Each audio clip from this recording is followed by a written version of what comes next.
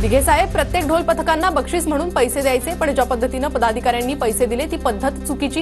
खासदार नरेश मस्केंची प्रतिक्रिया, तर पदाधिकाऱ्यांवर कारवाई केल्याचीही माहिती.